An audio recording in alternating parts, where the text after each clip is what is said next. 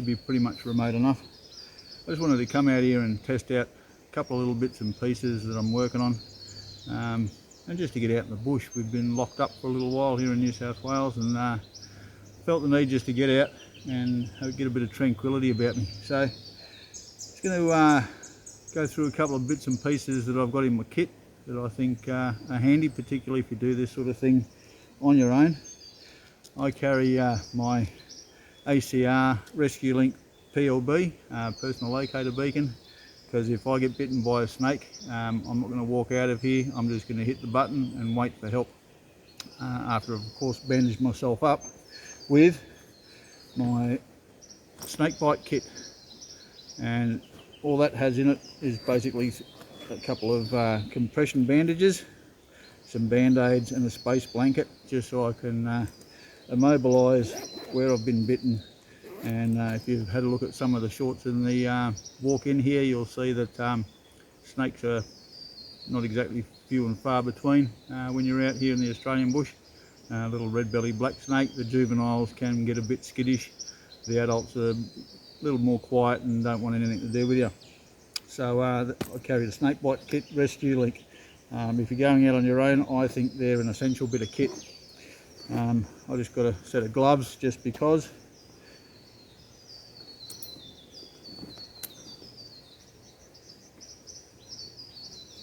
Inside the little haversack, I carry my shamag. That makes for a good ground sheet. Keep things clean, keep things dry and off the dirty ground. I carry my little mess kit. I'm going to have a crack at some fishing a little bit later on. This is my old army mess tins, come in 2 pieces, and in there I've got, you can have a look at one of my other videos, made a compressed cardboard and wax candle cooker. So we're going to try that out later. Let's see if we can get some water on the boil.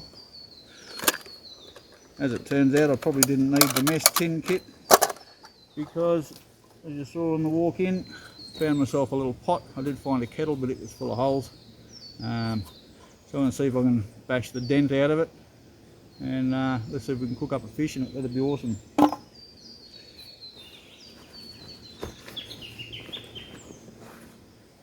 Carry my saw. This is the Barco Laplander saw, and unless you want to pay a fortune for a silky, their value for money can't go past the Barco. I've been very happy with it. I've also got the Laplander knife, but I prefer to carry instead my more a bushcraft black instead of the because it's got the ferro rod, it's got a sharpening stone, and a much thicker blade than the Barco Laplander, and that is scary sharp, that blade. I've got myself, I did make one, but I thought I'm going to try out the K-bar fishing reel. It's a hobo fishing reel. Has a section inside to keep all of your bits and bobs for fishing. We're going to try that out a little bit later. I know that there is big bass in this river system, so we'll see if we can get one. I've got my 3x3 Alton Goods lightweight tarp. Probably don't need it. There's a lot of overhangs, there's a lot of shade and that sort of thing, but oh look, I've got it in the haversack. Why not? If I did get stuck here overnight, I could probably make myself somewhere nice and comfortable here on the sandy banks of the river, with some cover in case you've got a bit of rain. And I've also got my little emergency blanket, ex-army, I think the ex-army issue, and it's a wool blanket, so even if it gets wet, it's going to keep you fairly warm. So that's pretty much the kit that I've got on me today. The only other couple of bits that I have on me all the time are, I've got the Victorinox hiker. The reason I like the hiker, it's got 2 very sharp blades, got a can opener, bottle opener, screwdrivers, the usual stuff. But one thing that it has got that's really handy if I don't carry the Laplander with me is it's got its own saw blade, and that saw blade is also really good for striking ferro rods. So it's another bit of kit. I don't think I've got anything else. Yes I do. I've got my little Altoid torch. Now I like this particular batten 2, I think it's called. You've got high beam, low beam, and it varies. It also clips onto, if you've got a baseball hat or some sort of hat, onto your hat, and that way you can go hands free as you would with a cap lamp. So that's another handy bit of kit if you're going to be out overnight. The only other thing I've got is my mobile phone, which I'm filming on, so I can't show you. And in the back of my mobile phone I also keep a Fresnel lens. So I found a little bit of punk wood just before. We're going to see if we can get a solar fire going with the Fresnel lens. There's plenty of natural tinder around here, but the other thing I want to try out is my little Paracord bracelet here. I've hollowed out the guts of it and I've filled it with natural cordage, some hemp fibre, and I've taken that off, untying the ends, and I can take that out. That then gives me a really good source of tinder. So half of it is just plain tinder cord, and the other half is waxed jute. So with the waxed jute I can use that like a match or a candle or something like that. If I get a little bit of a flame going, I can get that going. That's a long lasting flame. I can get a bigger fire going with that. The watch that I'm wearing is the G-Shock Mudmaster. So it's got compass and altimeter and all that sort of stuff on there. It's waterproof, it's solar, so you're not going to lose out on battery, and it runs off GPS and all the good gear. It wasn't a very cheap watch, but it eliminates the need for me to have to carry a compass everywhere that I go. Bulletproof watch. I can't recommend it highly enough. It's got everything that I need in a watch, and it tells the time. Another thing I've got in my little ex-army compass pouch is my Altoid Tin Survival Kit. I'll go through quickly what's in that. I've got my big ferro rod that has natural cordage for a lanyard, and it's also got a striker that I've made from a bit of hacksaw blade that strikes really well.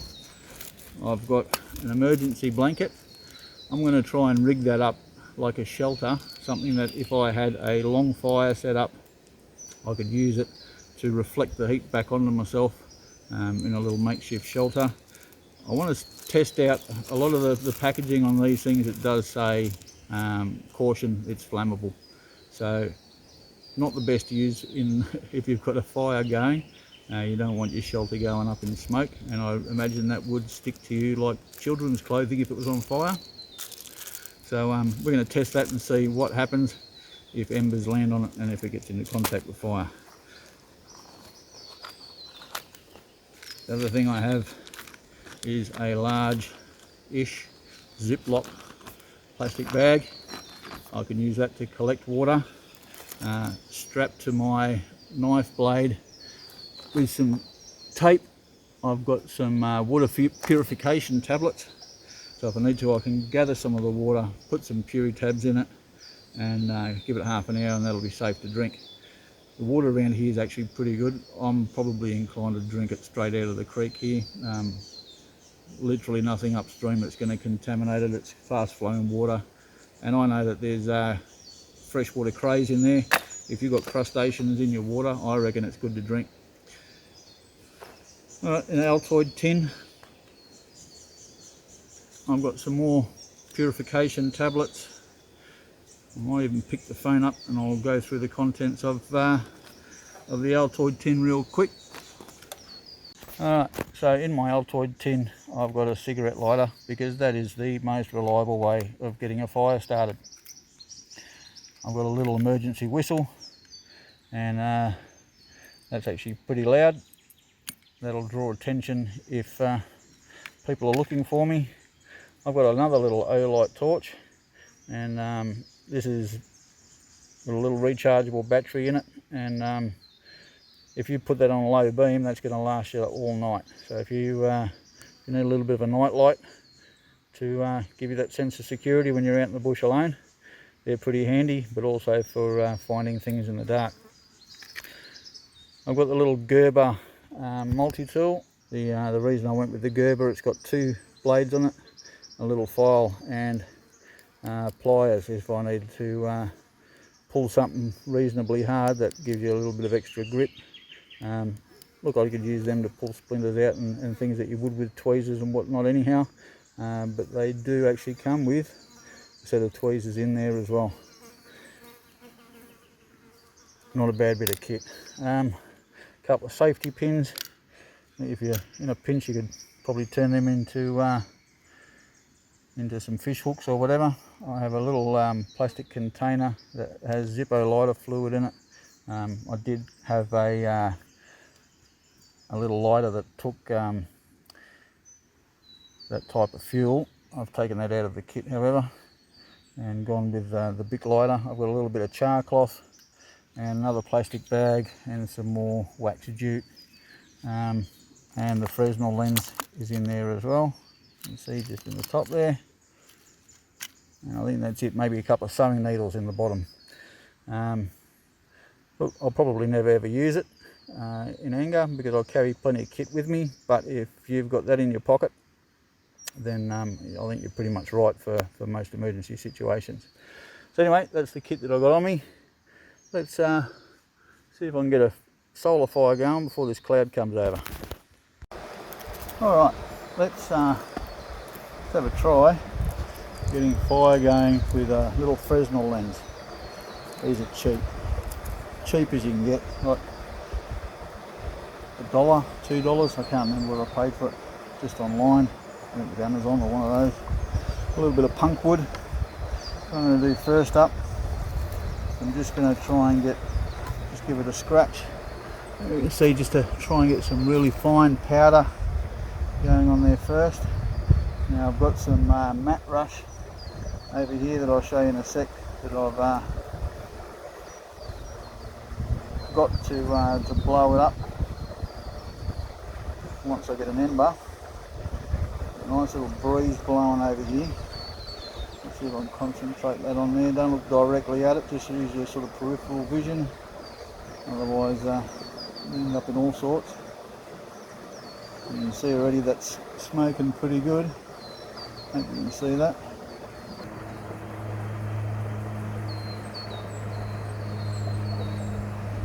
Let's see if we can get a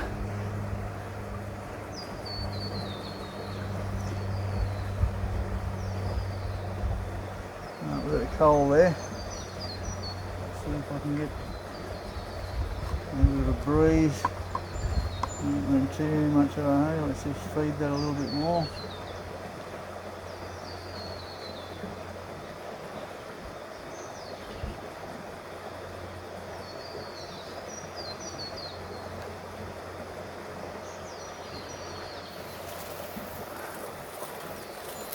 Yeah, matte rush.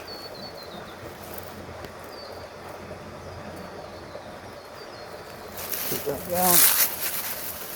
A little bit of a bird's nest. And drop that coal in there.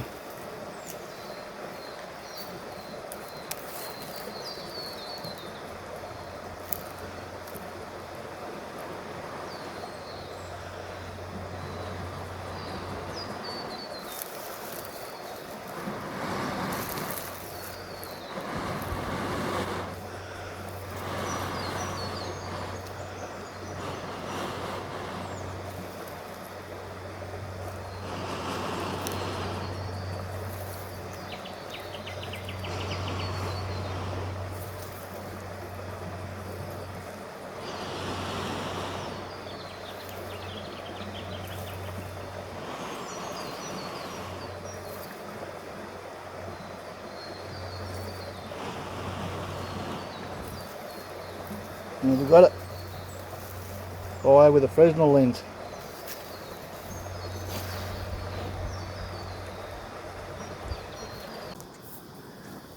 Alright, Let's do a quick little video on how to set up your mylar blanket, emergency blanket, for an impromptu bit of a shelter. So if it's going to pour down rain, you're going to get wet. You might be better off just wrapping yourself up in it. They're not overly huge, but if I was going to build a fire over where you are now, I could set up a bit of a reflector so that the heat from the fire bounces off and warms me up on both sides. So I've got my mylar blanket that I would have in my pocket. I have a pocket knife that I always carry. I've got some small round pebbles that we're going to use to attach my boot laces to the mylar to be able to tie it off to the trees.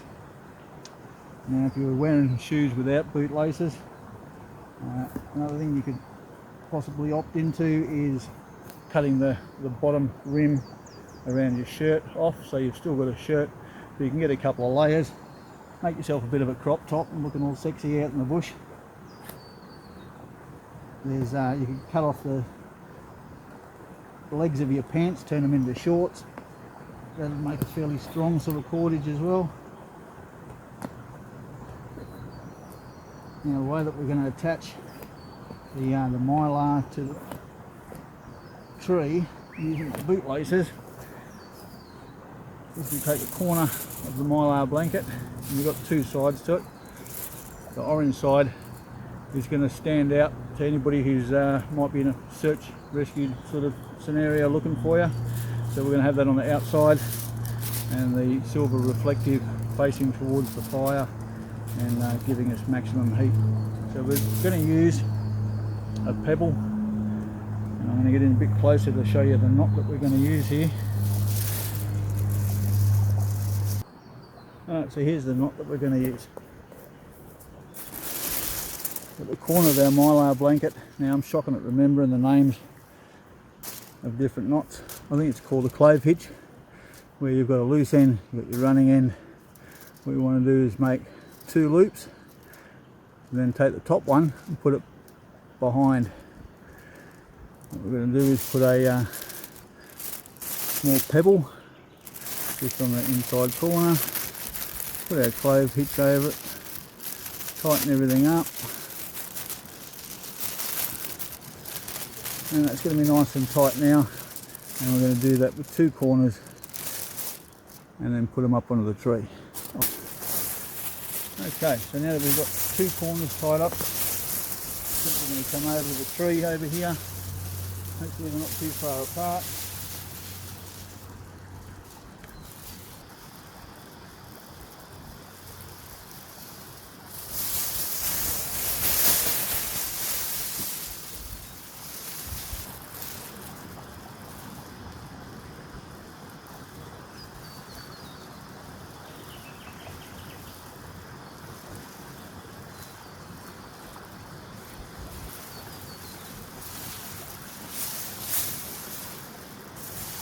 Okay, then we just get some rocks for our boots.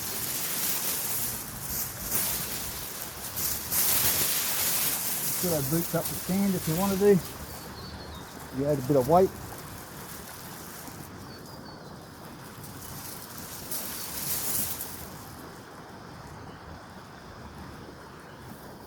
And there you've got your fire reflector. Now you could lower that down a little bit if we wanted to, and get underneath it. But why don't we give that a try? Let's see how that looks.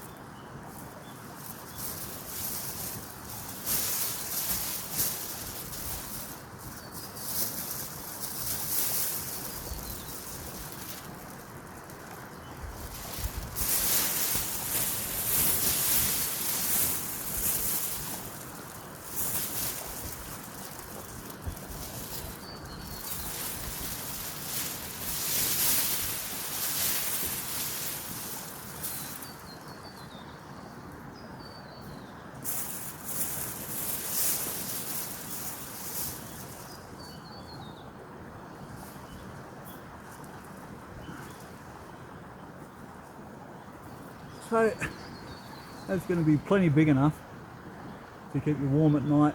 If we had a long fire here in front of us, there's plenty of dead timber. I think it'd be quite a pleasant night. We might do an overnighter soon.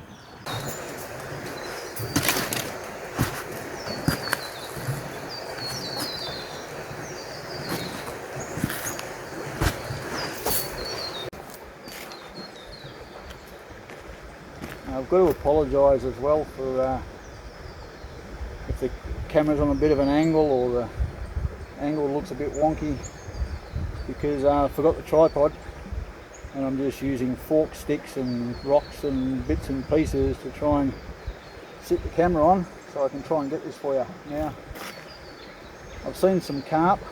I just saw a bass breach out of the water up there after something. I don't have much in the way of bait. There is a heap of these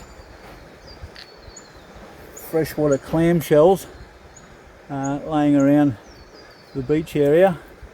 So one day when I've got a bit more time, I might come back for an overnighter and dig around the bank, see if we can find a decent feed of clams, use some for bait as well as some worms, and see if we can get a fish.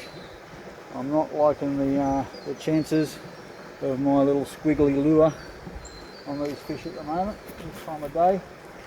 We'll just have a couple of casts and we'll see how we go. Again, I'm using the K-bar caster, hobo type reel. Let's see if we can get anything.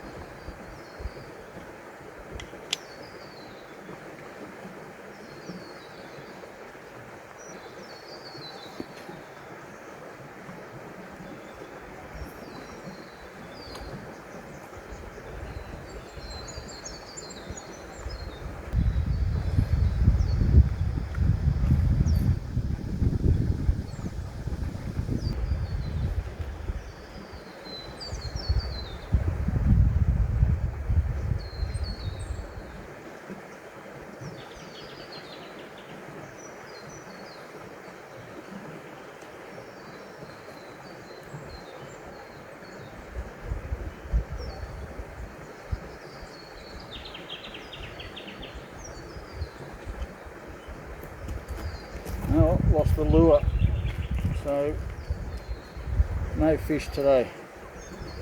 Good thing I'm going home to have a nice big T-bone.